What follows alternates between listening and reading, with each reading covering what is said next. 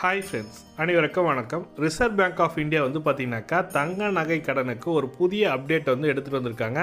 அது என்ன அப்டேட்டுன்னு பார்த்தீங்கன்னாக்கா, இனி தங்க நகை கடனுக்கு இஎம்ஐ ஆப்ஷன் வரப்போகுது. விரைவில் குட் நியூஸ் சொல்லும் ஆர்பிஐ சொல்லி கொடுத்துருக்காங்க.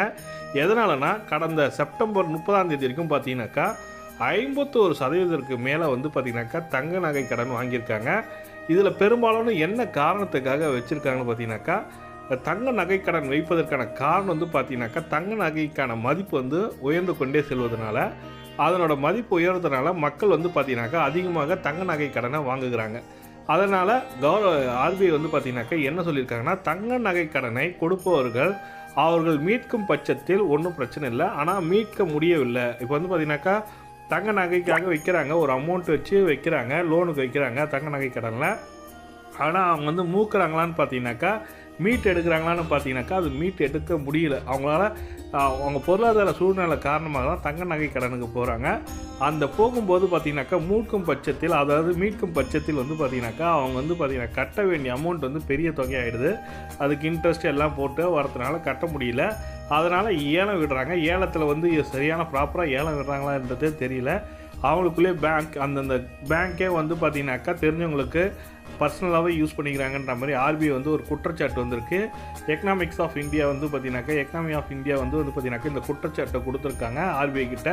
ஆர்பிஐ வந்து உடனடியாக நடவடிக்கை எடுக்கப்படும் சொல்லி கொடுத்துருக்காங்க. அதனால் செப்டம்பர் 30 பார்த்தீங்கன்னாக்கா 51% பேருக்கு மேலே வந்து பார்த்தீங்கன்னாக்கா தங்க நகை கடன் பெற்றுள்ளதெல்லாம் இதை வந்து முறைப்படுத்தணும். அதுக்காக தான் கவர்மெண்ட் வந்து ரிசர்வ் பேங்க் ஆஃப் இந்தியா வந்து பார்த்தீங்கன்னாக்கா எல்லா பேங்க்லையும் இந்தியன் பேங்க்கு, கனரா பேங்க்கு, அதுக்கப்புறம் ப்ரைவேட்டில் இருக்க முத்தூட் கோல்டு, அர்டிகா கோல்டு, இந்த மாதிரி ப்ரைவேட்டாக என்சிபிஐன்னு சொல்லுவாங்க. அதில் மூலமாக தனியார்களில் கோல்டு லோன் வாங்குறவங்களுக்கு இப்போ வந்து ஆப்ஷன் வந்து கொடுக்கணும். அவங்களுக்கு வந்து பயனாளர்கள் வந்து அந்த நகைக்கடனை மூக்கும் பட்சத்தில் மூக்குறவங்களுக்கு தான் உடனடியாக கடனை வந்து கொடுக்கணும்.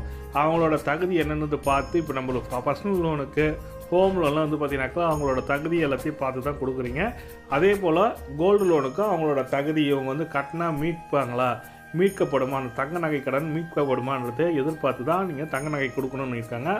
அதுவும் இல்லாமல் மற்றும் இஎம்ஐ ஆப்ஷன் மந்த்லி இன்ஸ்டால்மெண்ட்டு சொல்லுவாங்க. மாதம் ஒரு அமௌண்ட்டு கட்டணும், வட்டியோடு சேர்த்து கட்ட சொல்லணும் அப்படின்ற மாதிரி ஆப்ஷனை கொண்டு வர போகிறாங்க சொல்லிட்டு ரிசர்வ் பேங்க் ஆஃப் இந்தியா வந்து சொல்லியிருக்காங்க. இந்த தகவல் தான் ஆர்பிஐ வந்து எல்லா பேங்க்குக்குமே கொடுத்துருக்காங்க சுற்றறிக்கையாக. கூடிய விரைவில் இஎம்ஐ ஆப்ஷன் வரப்போகுது. இப்போ நீங்கள் கோல்டு லோன் வச்சுருக்கீங்க, ஒரு 10,000 ரூபாய்க்கு விற்கிறீங்கன்னு வச்சுப்போமே. ஒரு கோல்டு வந்து 10,000 ரூபாய்க்கு விற்கிறீங்க, அதுக்கு இன்ட்ரெஸ்ட்டு 12,000 ரூபா, மொத்தம் 2,000 ரூபா சேர்த்து 12,000 ரூபா ஒரு வருஷத்துக்கு கட்டணும். நீங்கள் ஒரு வருஷத்துக்குள்ளே கட்டினீங்கன்னாக்கா உங்களுக்கு ஒன்றும் பிரச்சனை இல்லை. இது ஒரு வருஷத்துக்கு அப்புறம் நீங்கள் கட்டுறீங்கன்னா அதுக்கான இன்ட்ரெஸ்ட் ரேட் அதிகமாக. இப்போ வந்து பார்த்தீங்கன்னாக்கா நீங்கள் எப்போ மூப்பீங்கன்னு கேட்பீங்க. எப்பொழுது உங்களோட நகையை மீட்கப்படும் சொல்லி கேட்பாங்க. கேட்கும்போது வந்து பார்த்தீங்கன்னாக்கா இன்னும் ஒரு 2 வருஷத்தில், இல்லை 3 மாதத்தில், இல்லை 4 மாதம், 5 மாதம், இல்லை ஒரு வருஷத்தில் மீட்கப்படும் பட்சத்தில் உங்களுக்கு 12,000க்கு 10,000 லோன் வாங்கியிருப்பீங்க. 2,000 இன்ட்ரெஸ்ட் போட்டு உங்களுக்கு மாதம் நீங்கள் இவ்வளோ கட்டலாம் அப்படின்னு சொல்லிட்டு இஎம்ஐ ஆப்ஷன் கொடுத்துருவாங்க. அதுக்கப்புறம் நீங்கள் இஎம்ஐயாக மாதம் கட்டிக்கலாம். இது போல் நடக்கும் பட்சத்தில் உங்களுக்கு வந்து கோல்டு வந்து யாருமே ஏலத்துக்கு போகாது. அந்த வாடிக்கையாளரே வந்து நகையை வந்து மீட்டு எடுத்துக்கொள்ளப்படும்.